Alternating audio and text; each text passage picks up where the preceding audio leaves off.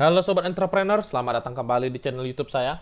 Pada kesempatan kali ini saya akan membuat video untuk membahas sedikit tentang saham-saham yang bergerak di bidang energi, salah satunya yang ada di komoditas nikel dan juga di eh, minyak, teman-teman. Jadi di sini saya hanya ingin mereview yang dimana seperti yang teman-teman lihat di video saya yang sebelumnya, saya terlalu merekomendasikan saham-saham yang ada bergerak di bidang-bidang uh, nikel dan juga minyak yang mengakibatkan teman-teman tidak mendapatkan area base entry-nya. Jadi di situ sebenarnya kesalahan saya adalah saya terlalu merekomendasikan kepada teman-teman atau juga saya terlalu memaksakan posisi untuk mencoba masuk di saham-saham yang sudah naik signifikan sebenarnya. Jadi ada suatu kesalahan yang telah secara saya pribadi lakukan yang dimana saya memberikan suatu informasi kepada teman-teman yang merupakan itu menjadi bukan hal yang positif, bahkan menjadi suatu hal yang negatif kepada teman-teman semua. Di situ saya memohon maaf yang dimana juga mengakibatkan mungkin di portfolio teman-teman masih sangkut termasuk di bidang komoditi atau energi seperti Tins, Inco, Antam atau juga Medco dan sebagainya. Nah, di sini saya akan mereview ulang. Jadi di video ini saya terkhususnya hanya ingin memforecast ulang untuk seperti apa forecasting saham-saham yang bergerak di bidang energi ini. Jadi apabila kita sudah masuk di harga atas, misalnya di harga open di 18.50 dan kita belum cut loss karena mungkin resiko yang kita terima juga cukup besar. Apa sih forecast untuk eh, saham-saham yang bergerak di bidang energi ini ke depannya seperti apa? Jadi tadi saya sudah mencoba menggali informasi, mencoba melihat informasi ke depannya seperti apa kemungkinan besar saham-saham yang bergerak di bidang komoditi ini. Jadi di sini akan saya bahas. Jadi ingat teman-teman, di video ini saya membuat analisa saya pribadi. Saya memforecast dengan analisa saya pribadi, jadi jangan menjadikan suatu seperti suatu kepastian untuk teman-teman. Jadi jadikan video ini untuk referensi bagi teman-teman. Apabila referensi itu bisa berguna untuk teman-teman, teman-teman bisa lakukan, atau kalau teman-teman rasa tidak baik referensi yang saya buat di video ini, teman-teman bisa hiraukan. Nah, kita akan lanjut saja. Saya ingin membahas pertama itu saya ingin membahas saham-saham yang bergerak di bidang nikel. Salah satunya Inco, Antam dan Tins, yang dimana teman-teman dapat perhatikan di perdagangan hari ini harganya open gap-nya sangat jauh. Sebenarnya saya juga lupa katakan kepada teman-teman ketika dia open di atas 3%, sebaiknya jangan kejar. Saya lupa sampaikan di situ. Karena apa? Tadi waktu open market saya lihat 9%, saya pribadi pun sangat seram ikut mencoba masuk di saham ini gitu. Dan terlepas di Tins tadi saya coba masuk dan juga saya masih hold sahamnya. Saya juga pun masih floating loss, tapi saya akan forecasting ulang. Saya kenapa ada reason yang dimana saya juga belum cut loss saham ini dan saya masih yakin dengan forecasting saya untuk movement kedepannya saham Tins ini mau kemana gitu. Nah, yang pertama saya ingin membahas untuk uh,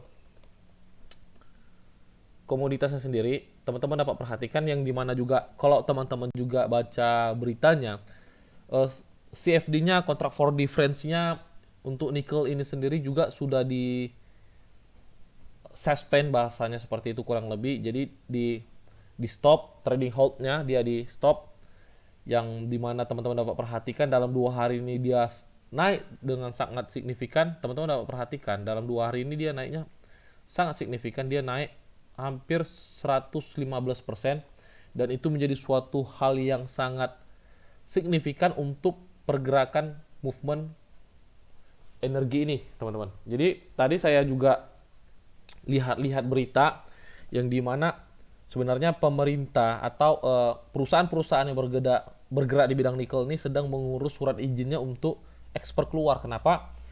Kalau seandainya perusahaan lokal kita tidak bisa impor keluar, berarti hype harga nikel ini kita tidak dapat nikmati. Jadi besar kemungkinan perusahaan-perusahaan seperti Tins, Inco dan lain-lain sedang mengurus bahasanya seperti izinnya lah begitu. Izinnya untuk ekspor keluar. Yang dimana juga teman-teman ketahui beberapa waktu yang lalu juga Jokowi punya statement yang bahwasanya dia tidak akan ekspor nikel kita. Tapi di sini karena harganya gejolaknya sangat signifikan, itu bisa menjadi opportunity untuk laba perusahaan yang bergerak di bidang nikel ini, teman-teman, termasuk Inco, Antam dan Tins. Jadi apabila teman-teman tanya untuk forecast dalam medium termnya, besar kemungkinan dia akan mendapatkan laba yang all time high, yang dimana juga itu bisa menjadi opportunity saham-sahamnya akan membuat all time high barunya gitu. Nah, kita akan lihat teman-teman, kalau untuk secara price action, teman-teman dapat perhatikan di sini sebenarnya untuk Antam dia jauh lebih bagus, yang dimana teman-teman dapat perhatikan dia telah menutup area gapnya. Di sini dia sangat impulsif, momentumnya ini adalah momentumnya, teman-teman dapat perhatikan. Ini disebut adalah momentum, teman-teman. Kalau teman-teman belajar namanya technical analysis, ini adalah momentumnya. Ini adalah wave pertama, kita menunggu secondary reaction-nya, tapi teman-teman dapat perhatikan ketika harga sudah naik dengan sangat signifikan ini, memang untuk mendapatkan base entry atau base price-nya itu sangat susah. Jadi ya kalau dengan kondisi seperti ini mau tidak mau kita memang sebenarnya harus ikut movementnya. Jadi ketika kita mengikuti movementnya dan kita tidak mendapatkan base price-nya, tentu ada risiko yang harus kita terima. Makanya pastikan ketika teman-teman masuk itu gunakan dengan dana yang terukur gitu. Jadi sebenarnya untuk area base price Antam sendiri kita sudah masuk di area sini, teman-teman. Area ini. Jadi kalau teman-teman juga nonton video saya yang beberapa waktu yang lalu, sebenarnya kita sudah masuk berapa kali di base price untuk Antam ini gitu. Nah, oke, kita cerita untuk tidak base price-nya lagi. Kita melihat langkah ke depannya seperti apa sih untuk forecast saham Antam, Inco dan Tins ini. Kita melihat gini, teman-teman. Kalau kita melihat untuk secara price movement-nya, kita sudah jelas melihat dia sudah break area ini adalah area konsolidasi dia yang sangat lama, hampir setahun, teman-teman. Dia hampir setahun konsolidasi, di drop ke bawah dan langsung naik sangat signifikan, yang juga didukung dengan nikelnya juga naik sangat signifikan. Kan begitu. Nah, teman-teman dapat perhatikan di sini dia seperti ada suatu distribusi namanya atau profit taking.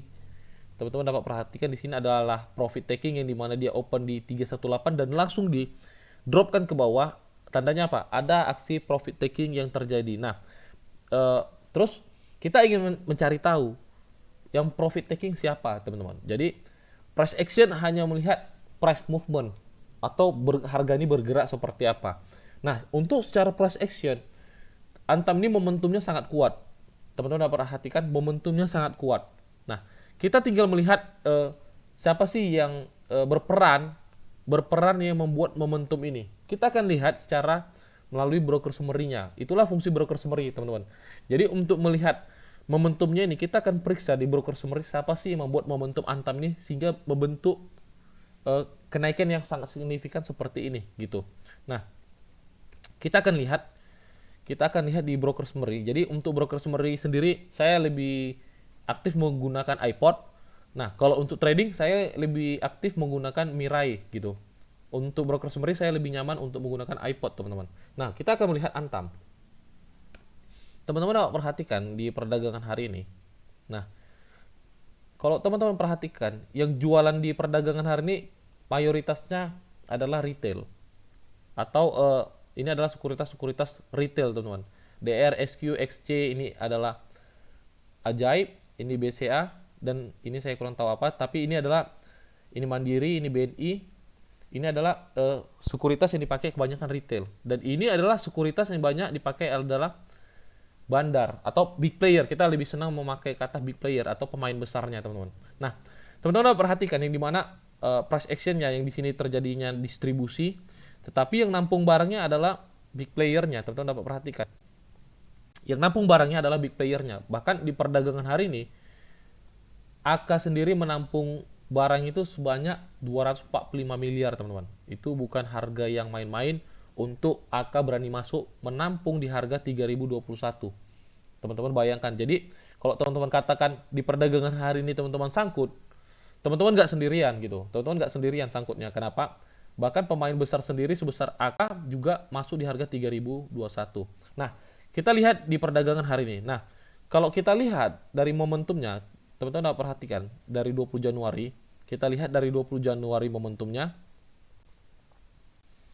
Kalau kita lihat dari 20 Januari momentumnya, teman-teman. Nah, kita tarik seperti ini. Di sini terlihat jelas ada sebuah akumulasi, teman-teman. Kita coba cari dari 1 Januari, kita coba tarik dari 1 Januari saja. Nah, teman-teman dapat perhatikan di sini. Akumulasinya sangat jelas. Jadi untuk Antam sendiri yang mengakumulasi ada YU, MG, ZP, CS, BK, BB, AK, DP, RX, teman-teman. Ini adalah sekuritas-sekuritas yang dipakai para big player biasanya. Teman-teman dapat perhatikan di sini. Dan ini adalah sekuritas yang sering dipakai retail. Teman-teman dapat perhatikan nih. CC, SQ, GR, YP, BD, OD, RFNI. Ini adalah sekuritas-sekuritas yang banyak dipakai retail. Dan sebelah kiri ini adalah sekuritas-sekuritas yang kebanyakan dipakai para big player. Nah, teman-teman dapat perhatikan YU, MG, ZP, CS, BK. Kita lihat di perdagangan hari ini. Kita lihat di perdagangan hari ini. Nah, di perdagangan hari ini mereka tidak ada jualan, teman-teman. Mereka tidak ada jualan di sini, Teman-teman dapat perhatikan mereka tidak ada jualan. Justru jualan banyak itu para retail kita, gitu. Justru yang banyak jualan retail. Jadi yang mengakibatkan candle ini terjadi adalah distribusi yang dilakukan oleh para retail, teman-teman. Jadi ada aksi profit taking yang dilakukan oleh para retail. Nah, pertanyaannya, apa langkah selanjutnya yang akan kita perbuat untuk Antam ini? Jadi bagi teman-teman yang punya sahamnya, yang mohon maafnya tadi sangkut, atau teman-teman juga sudah punya barangnya di bawah, kita tinggal follow the trendnya aja, teman-teman. Kita tunggu follow the trendnya aja. Kita tinggal menunggu follow the trendnya. Kita melihat yang dimana harga nikel juga naik sangat signifikan, dan itu bisa menjadi suatu katalis yang positif untuk emiten yang bergerak di bidang nikel ini, gitu. Jadi kalau untuk Antam sendiri sangat bagus masih untuk teman-teman coba hold untuk jangka medium term. Nah, kalau kita lihat Inco, teman-teman dapat perhatikan. Kita lihat kembali ke Inco. Nah, di perdagangan hari ini, teman-teman dapat perhatikan di sini ada perputaran, ini adalah ZP, AKBK yang jualan 3 terbesar di perdagangan hari ini. Dan yang nampung adalah MG, KZ, YU.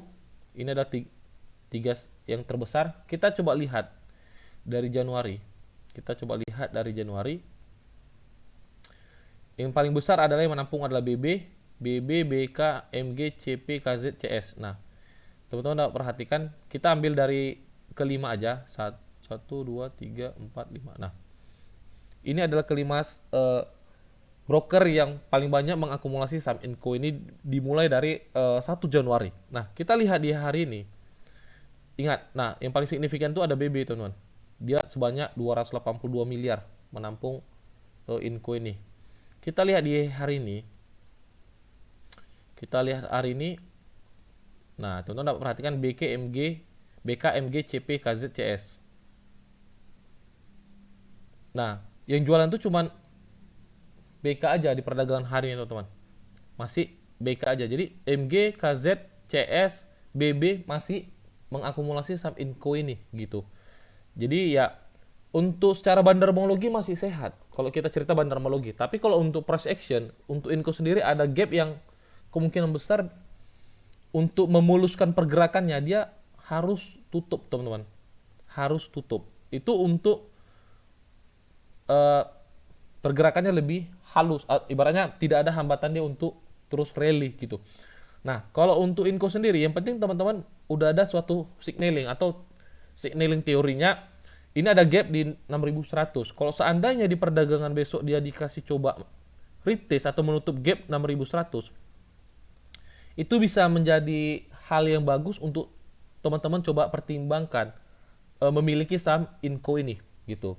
Memang dengan kondisi sekarang tidak best price lagi, kita tidak cerita best price lagi, teman-teman, tapi kita mencoba melihat potensi saham ini ke depannya seperti apa, yang dimana harga nikel juga naik sangat signifikan. Bayangkan teman-teman, 2 hari itu naiknya hampir 150%. Jadi besar kemungkinan akan mengakibatkan laba yang bergerak di bidang nikel ini akan naik juga sangat signifikan, gitu. Itu asumsi saya atau forecast saya untuk saham-saham yang bergerak di bidang nikel ini atau sektor energi ini, gitu. Nah, untuk TIN sendiri teman-teman dapat perhatikan Memang kalau untuk TIN sendiri, saya untuk TIN ini sudah berulang kali beberapa waktu yang lalu trading di saham ini. Memang kalau secara akumulasi saham ini lain sendiri, teman-teman. Lain sendiri. Saya bukan mengada-gada untuk TINS ini sendiri, tapi memang kalau untuk TINS ini dari dulu itu secara bandermologinya normal-normal aja. Kalau teman-teman perhatikan nih, dia normal aja, teman-teman. Tidak ada yang terlihat sangat mencolok untuk secara bandermologi. Palingan kalau kita tarik dari tanggal 1 ada YU, LG, KZ, AZ, CS gitu. Nah, kalau kita lihat di perdagangan hari ini, justru LG masih beli, LG, YUCS masih beli, teman-teman, masih beli mereka.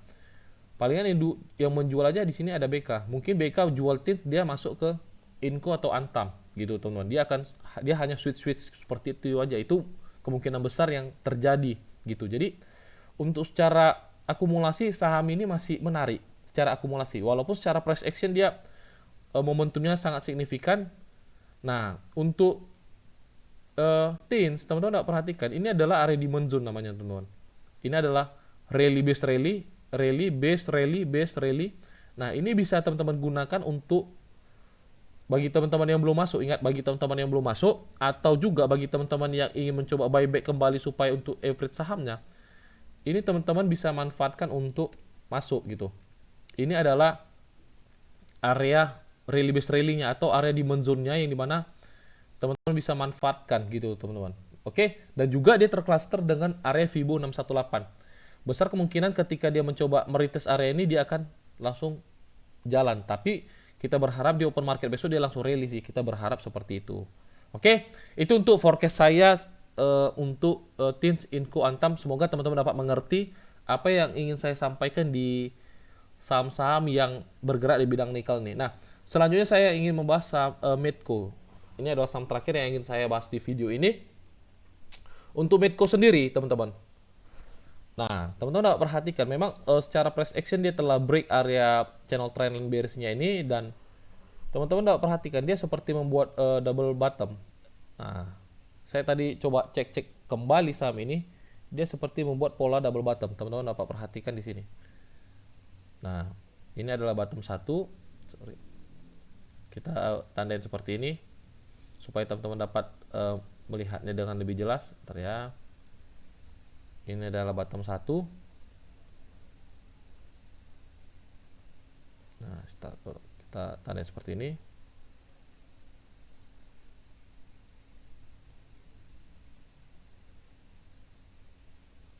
Nah, ini bottom 1. Ini bottom 2-nya, teman-teman. Nah, teman-teman dapat nampak tidak nih? Ini adalah bottom kedua dia. Ini bottom 1, ini bottom 2. Nah, ini adalah neckline-nya, teman-teman. Saya hapus dulu analisanya ini biar lebih sederhana dan teman-teman dapat mengerti. Ini adalah neckline-nya nih. Ya kan? Teman-teman nampak area 635 adalah neckline-nya. Jadi, kalau untuk Medco sendiri masih menarik, teman-teman. Masih menarik dan bahkan masih sangat menarik, yang dimana juga secara price action dia masih bagus.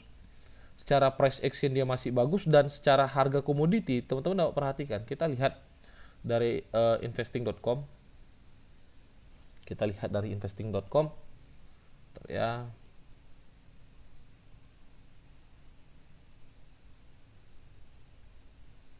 Nah, untuk harga brandnya sendiri kita lihat harga minyak mentahnya. Nah, teman-teman dapat perhatikan nikel di sini di suspend, teman-teman. Dia tidak bergerak lagi. Nah, teman-teman dapat perhatikan harga brandnya naik sangat signifikan nih, naik 6%, di sini 5%. Nah, ini teman-teman dapat perhatikan di sini naik 6%. Saya juga trading forex, saya tadi ambil oilnya. Saya lihat dulu. Dia naik 6,20%. Bentar ya. Oke, gak usah kita lihat, nanti saja kita lihat. Nah, untuk Medco sendiri masih menarik, teman-teman.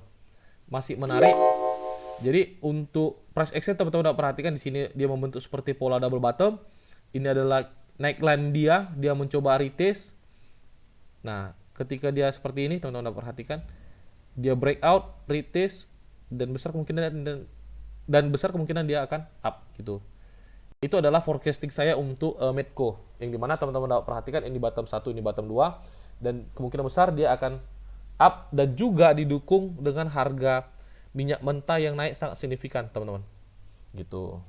Oke, mungkin sampai di sini aja videonya, teman-teman. Mungkin sampai di sini aja videonya. Semoga apa yang ingin saya sampaikan di video ini teman-teman dapat mengerti, dan juga satu hal yang ingin saya sampaikan, saya tidak pernah merekomendasikan teman-teman saham-saham yang jelek. Jadi kalau seandainya pun teman-teman sangkut, cepat atau lambat pasti sahamnya akan bergerak kembali gitu, teman-teman. Saya tidak pernah merekomendasikan teman-teman saham-saham yang tidak jelas atau saham-saham busuk. Kenapa? Saya yakin teman-teman pasti masih ada yang tidak rela cut loss. Makanya saya sangat jarang sekali, kalau tidak benar-benar momentumnya tepat, saya tidak akan rekomendasikan saham-saham busuk seperti itu gitu. Bahkan kalau bisa saya akan hindari untuk teman-teman. Oke, mungkin sampai di sini aja videonya, teman-teman. Sampai jumpa di video-video selanjutnya. Salam entrepreneur.